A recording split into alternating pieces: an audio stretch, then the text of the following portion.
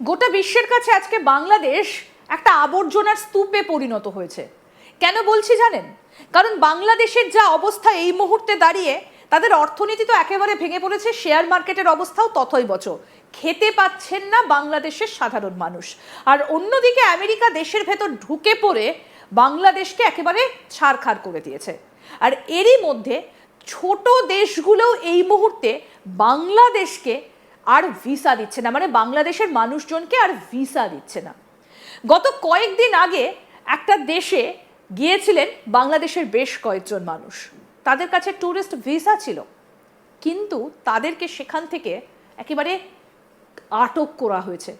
কিন্তু কেন বাংলাদেশের এই অবস্থা হলো, কেন আটক করা হলো, কোন দেশ, সমস্ত বিস্তারিত আমরা আলোচনা করব। আমাদের সঙ্গে আজকে স্টুডিওতে এই মুহূর্তে রয়েছেন আন্তর্জাতিক সম্পর্ক বিশেষজ্ঞ বিশ্লেষক শুভাশিস ব্যানার্জি। আপনাকে স্বাগত জানাই আজ তাক বাংলায়। বাংলাদেশকে তো আপনি একটা হেভি নামে ডাকতেন, মানে সেটা শুনলেই একদম অন্যরকম একটা ফিলিং হয়, কিন্তু এবার বাংলাদেশ একেবারে আবর্জনার স্তূপে পরিণত হলো। কারণ বাংলাদেশকে বড় দেশগুলো তো ছেড়েই দিলাম, ছোট দেশগুলো ভিসা দিচ্ছে না।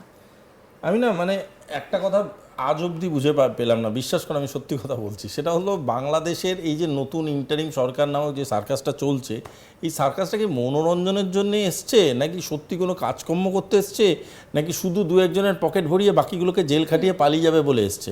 কারণ ইউনিস সাহেব যে জায়গায় দাঁড়িয়ে আছে তার জীবনের, উনি এমনিতেই দেখো, কেউ তো সারা জীবন বেঁচে থাকে না, কখনো কখনো তাকে পরলোক গমন করতে হয়, তো উনি আর খুব কত বছর আছেন, কিন্তু বাকি যেই বাচ্চা কাচ্চাগুলোকে এনেছে ওইগুলোকে তো যত্ন সহকারে পরবর্তী লোকজন মিলে ফাঁসিতে চড়াবে, যা অবস্থা সৃষ্টি করছে। আর বাকি যারা আছে তারা কি করছে আমি আজও বুঝতে পারলাম না। মানে ইউনিস সাহেব যদি ভাবেন politically he is challenging Narendra Modi, আমি বলছি না, politically he is not challenging Narendra Modi, politically he is challenging Kapil Sharma. He is challenging Kapil Sharma with his stand up comedy. তার কারণটা হচ্ছে উনি এমন এমন কথা বলছেন, এমন এমন কাজকর্ম করছেন, এমন এমন ঘটনা ঘটাচ্ছেন, যে ঘটনাগুলোর জন্য বাংলাদেশ অ্যাজ এ হোল কিন্তু মোহাম্মদ ইউনিস নন, বাংলাদেশ অ্যাজ এ হোল কিন্তু জামাত নয়, বা এই ইন্টারিম গভর্নমেন্ট নয়, বা ওই শিশু পার্টিটা যেটা করেছে, নান্না মুজাহিদ্দিন যেটা আমি নাম দিয়েছি, ওই শিশু পার্টিটা যেটা করেছে তারাও নয়। Bangladesh as a whole is a huge factor. সেই মানুষগুলো, যে সাধারণ মানুষগুলো আছে, তাদের ভাব, ভালোবাসা, ফরম্যাট, কিভাবে তারা বাঁচবে, কি খাবে, তাই নিয়ে কোনো চিন্তা নাই। আজকে তুমি ভিসা ক্যান্সেল হওয়ার কথা বলছো, এই ঘটনাটা যেটা বলছিলাম, এটা বলে রাখি, এটা হচ্ছে দুবাইয়ের ঘটনা। দুবাইতে কয়েকজন বাংলাদেশি তারা গিয়েছিলেন, তাদের কাছে ট্যুরিস্ট ভিসা ছিল, কিন্তু তাদেরকে সেখান থেকে আটক করা হয়েছে। তারা কি করছিলেন? প্রায় 50 জন তারা সেখানে বসে ভিক্ষে করছিলেন, এবং এই খবরটা বিভিন্ন জায়গায়, বিভিন্ন দেশের খবরের কাগজে এটা প্রকাশিত হয়েছে। মানে তাহলে কি করছে বাংলাদেশ? এটা আমি দোষ দিচ্ছি না। দেখো, এটা হচ্ছে যে কোনো একটা জাতীয়তা বোধ বলে একটা ব্যাপার থাকে, সবার মধ্যে একটা জাতীয়তা বোধ থাকে। বাংলাদেশের জাতীয়তা বোধের মধ্যে ইউনিস সাহেব ভিক্ষা করাটা ঢুকিয়ে দিয়েছেন। এখন আজকের ডেটে দাঁড়িয়ে ইউনিস সাহেব প্লেনে করে যান, জাপানে গিয়ে ভিক্ষা করেন, চায়নায় গিয়ে ভিক্ষা করেন, ইউরোপে গিয়ে ভিক্ষা করেন, আমেরিকার কাছে গিয়ে ভিক্ষা করেন। এবার ইউনিস সাহেব বুঝিয়েছেন যে বাংলাদেশের আগামী ফিউচার হচ্ছে ভিক্ষা, ভিক্ষাই হচ্ছে বাংলাদেশের নেক্সট বড় ইন্ডাস্ট্রি। সুতরাং আগে তো ছিল গার্মেন্টই বিরাট, এখন গার্মেন্টস ফার্মেন্টস ভুলে যাও, এখন নতুন স্ট্র্যাটেজি হচ্ছে তোমাকে ভিক্ষা করতে হবে। কত কে কনস্ট্রাকটিভভাবে ভিক্ষা করতে পারো, ওরা ভিসা টিজা করে গিয়ে এমিরেটসে ভিক্ষা করবে, ভিক্ষা করতে গিয়ে ধরা পড়েছে, এবং এরকম অনেক ধরা পড়বে। তার কারণটা হচ্ছে সবথেকে মজার একটা টেন্ডেন্সি দেখতে পাচ্ছ, ইউনিস সাহেব বোঝাতে চাইছে সে একটা নব বাংলাদেশ সৃষ্টি করছে। ইংলিশ সাহেব মানে কিন্তু আমি ইংলিশ সাহেবকে একার কথা বলছি না, তার গোটা সার্কাস পার্টিটাকে সমেত বলছি, কিন্তু তো উনি বোঝাবার চেষ্টা করছেন যে আমি একটা বিরাট বাংলাদেশ, নব বাংলাদেশের সৃষ্টি করছি, যেখানে আওয়ামীকে সরিয়ে দিয়েছি, যেখানে সব জঞ্জালদেরকে আমি জেল খাটাচ্ছি, আমি অসাধারণ পরিষ্কার একটা ব্যাপার তৈরি করতে চলেছি। সেই ইউনিস সাহেব জবে থেকে এসছে, তবে থেকে বাংলাদেশিরা সবার আগে বাংলাদেশ ছেড়ে পালাবার চেষ্টা করছে। বর্ডার টপকে যেগুলো ভিসা করতে পারে না সেগুলো হেঁটে ভারতে ঢোকার চেষ্টা করছে, যেগুলো অন্যদিকে পালাতে চায় সেগুলো অন্যদিকে পালাচ্ছে।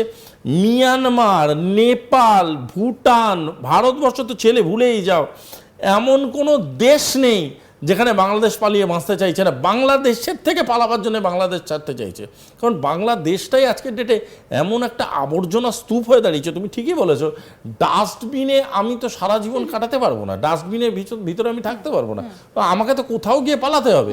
তো কোথায় পালাবো? শুধু পালাবার রাস্তাই হচ্ছে তাদের কাছে। কিন্তু এই যে আমেরিকা বাংলাদেশের ভেতরে এসে এত কিছু করছে, সেটা তো এখন তো একেবারে স্পষ্ট যে আসল খেলাটা বাংলাদেশে আমেরিকা খেলেছে।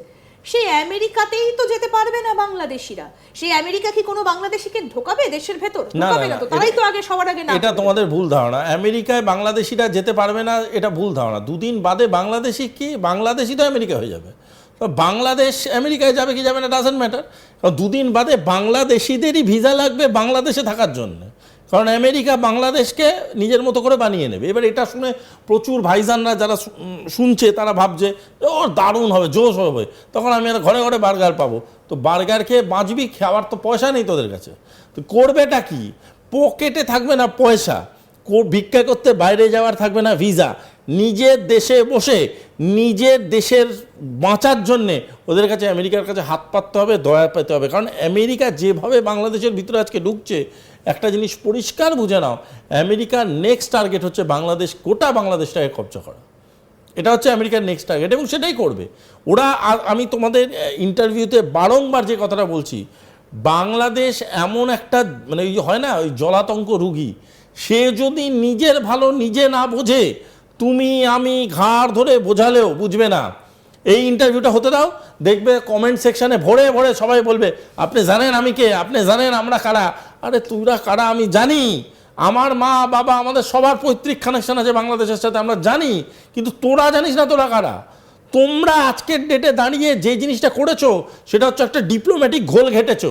একটা দেশের তাদের নীতি বদলাতে হচ্ছে এই বাংলাদেশের জন্য। Correct. নিশ্চয়ই আপনারা বুঝতে পারছেন যে কোন দেশের কথা বলছি।